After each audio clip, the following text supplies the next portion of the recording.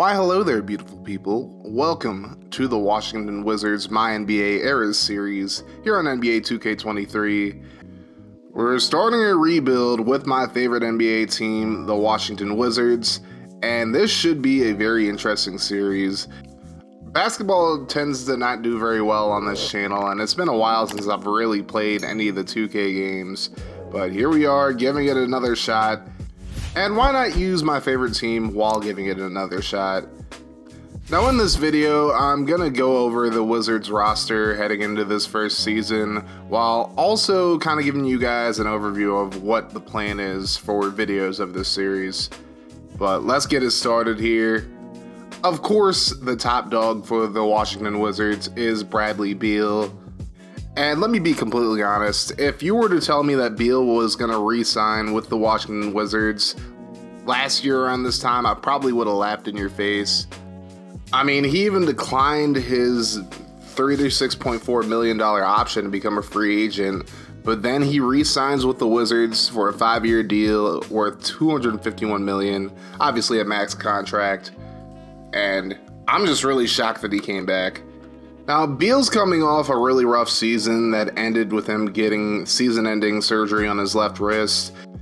And he only played 40 games last year, and he's shot 30% from three-point range, which is a career low. But he did set a career high in assists with 6.6 last year. Obviously, the Wizards had a lot of issues at the point guard position, so hopefully he won't have to do a lot at point guard. We'll get into that in a few players from now, but the plan is to get Bradley Beal a championship while he's with the Wizards. I mean, we're stuck with him for the next 4 to 5 years, so we'll have to see how that goes. I just hope he's able to be at least some semblance of the player that he once was, because there was, at one point, Beal was one of the top guard prospects in the league. And though he's been really good for the Wizards, he just hasn't really reached expectations as a whole, to be completely honest. But still a great player, still very athletic. We'll just have to see how it goes. So next up, let's talk about Kristaps Porziņģis, who is the second scoring option for the Wizards. Of course, Porziņģis came over to Washington in the trade for Davis Bertans and Spencer Dinwiddie. And Porziņģis only played 17 games with the Wizards and actually put up really good numbers. He put up 22.1 points per game in those 17 games, averaging 28 minutes a game. Now, Porziņģis has had a similar issue to Beal in the sense that he can't really seem to stay on the court. Of course, he had a really bad ACL tear in his final season with the Knicks and just wasn't really able to stay healthy a whole lot with the Mavericks either. And when he was healthy, he just wasn't as much as a contributor as he probably could have been. Didn't really meet expectations in Dallas, but he looked good in the 17 games he played for Washington. He's still a really good rebounder. Now, the problem with Porziņģis is he's in the final year of his contract. He has a player option after this year, so this is really the only guaranteed year we're going to get from him. So will we trade him? Will we keep him? Try to keep him around after this year? We'll have to see. So next to Porziņģis in the front court, we have Kyle Kuzma. Kuzma is one of 2 Wizards with an NBA championship ring, and Kuzma played his first full season with the Wizards last year after 4 years with the Lakers. And he really started showing off a lot of the potential that a lot of people feel like he has last season. He averaged his most minutes per game and also averaged his most points per game since his second year in the league. And he also set career highs in rebounds and assists as well. So this move to Washington seems to help Kuzma a whole lot as far as developing and whatnot. And we'll see if he's able to take this next step in year 6. Now, the worry about Kuzma here is that he is in the last year of his contract with Washington, so he's another guy we're really going to have to think about as far as whether or not we're going to keep him around past this season. I'd like to. I mean, Kuzma's only 27 right now, so he definitely has some good basketball ahead of him, but hopefully he either accepts that player option or he accepts re-signing with us. We'll just have to see. So now we get into one of the big acquisitions this offseason for the Wizards, Monte Morris, formerly with the Nuggets for 5 years before getting shipped to Washington, with the next guy we're going to talk about in this video for Kentavious Caldwell-Pope and Ish Smith. I feel like Morris is an upgrade over KCP and Smith, and I'm a big Ish Smith stan as well, so that's saying a lot. But Morris was mainly a bench player until last season. I mean, he spent a lot of time behind Jamal Murray, and he actually set a career high in points and assists last year, but the Nuggets still decided to trade him over here. And I feel like he's probably the best point guard the Wizards have had since John Wall. I could be wrong about that, but I really like Monte Morris's game. Very good shooter and a great playmaker as well. And we got him for the next 2 seasons. Hopefully we can keep him past that if he develops well. And he is 27 years old, so he definitely has time to still play some good basketball. But I'm excited to see what he can do as the point guard and see if he can take some pressure off Beal when it comes to taking the ball to the court and whatnot. So now let's talk about the other guy the Wizards brought in that same trade, Will Barton, who's been a pretty good contributor throughout his career, mainly in Denver. Though he did spend his first 3 seasons with Portland before getting traded off to the Nuggets, and he's been a pretty solid starter over the past few years while he's been healthy. Now, he's only played all 82 games once, but over the past 5 seasons, he's been a starter in and out for the Nuggets, so we'll see how he does over here. He's a good perimeter defender, pretty good at 3-point shooting, and is a good passer as well, so hopefully we get good things out of Barton. Though he is in the final year of his contract as well, so that's something to think about. So we got the starting 5 out of the way. Now let's go to the bench, and we're going to start things off with Daniel Gafford. Of course, his claim to fame is back in the 2021 playoffs, he broke the all-time record for field goal percentage in a single game. But outside of that, in his first full season with the Wizards, he definitely improved all of his numbers. 9.4 points per game, 5.7 rebounds per game, both career highs. And the Wizards signed him to an extension as well, so after this season, he'll get 3 more years after that. Now, obviously, the one worry I have with Gafford is his knees, but outside of that, he is a pretty damn good scorer on the inside. His post defense is getting there, and his rebounding is really good, and he's pretty athletic. Problem is, he isn't very tall for a center at 6'9", but he's definitely somebody I want to keep around, especially if Porzingis leaves after this season. So next up, we got former Israeli League MVP Deni Avdija. He improved on all of his numbers last year outside of starts, but I feel like he does a lot better as like a 6th or 7th man off the bench, which isn't necessarily ideal for a former 9th overall pick, but Avdija has definitely improved his game over the past season, and he was actually one of 5 guys to play all 82 games last year. Crazy how rare that is now in the NBA with all this load management and whatnot, but Avdija's best ability is his availability, and I'd say second to that is his perimeter defense. He still has room to improve as a shooter as a whole, but I really like the step he took forward last season, and we'll see if he can take another step forward this year. Now, a player who took a step backwards last year was Rui Hachimura.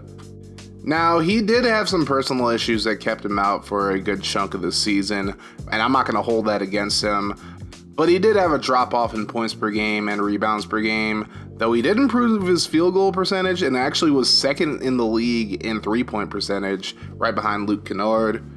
He's definitely becoming one of the better 3-point shooters in the league, but I don't think he's met expectations for the Wizards, to say the very least.